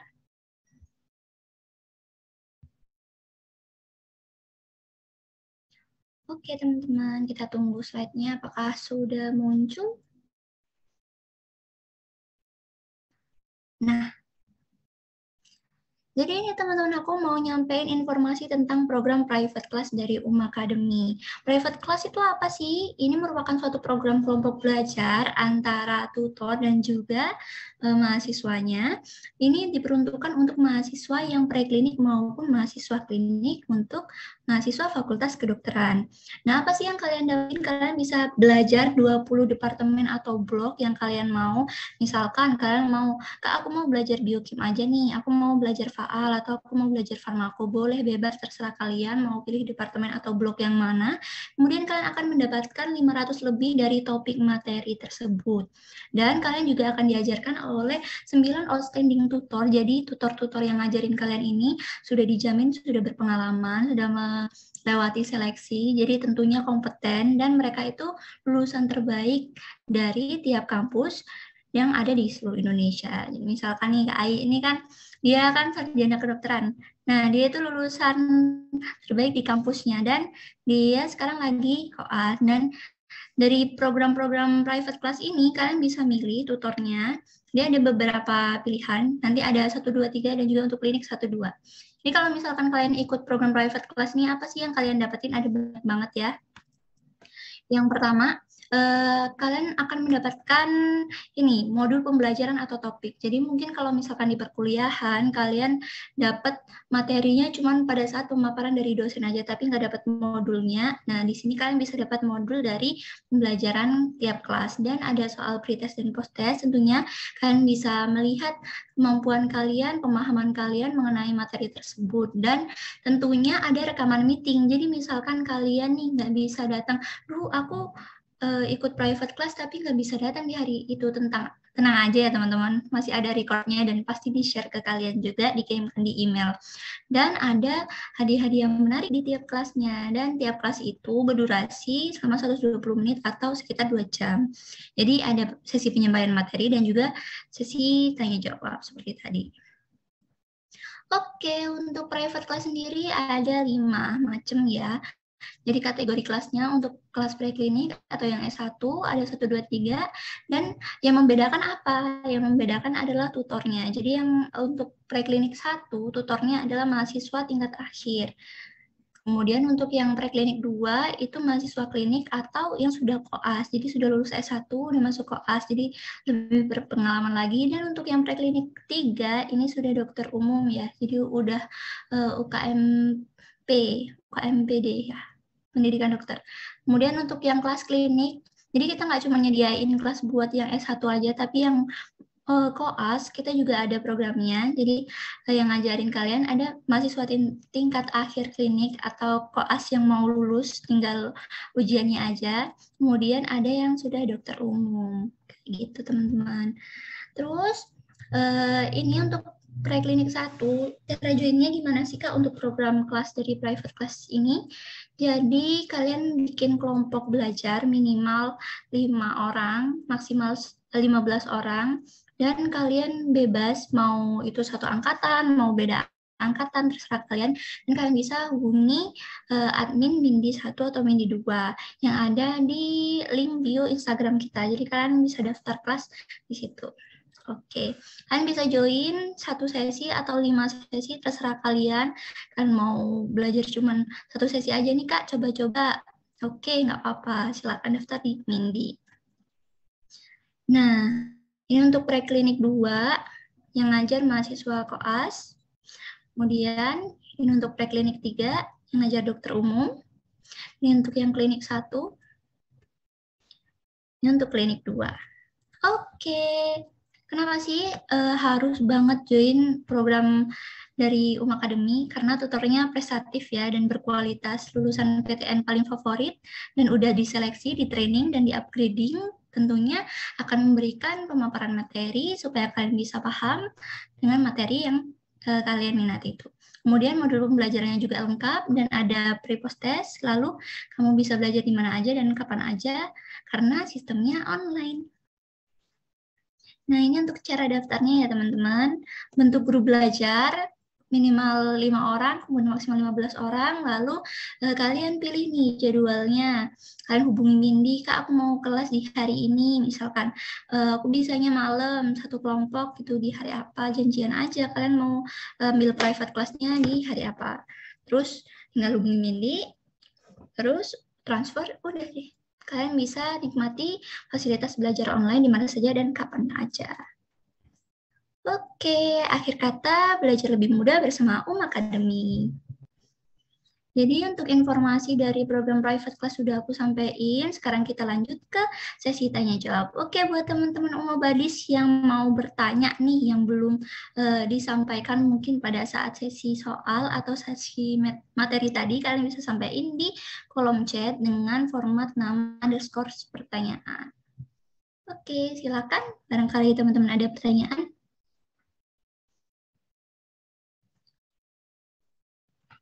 Ada yang direct message nih Kak Ai masuk di aku.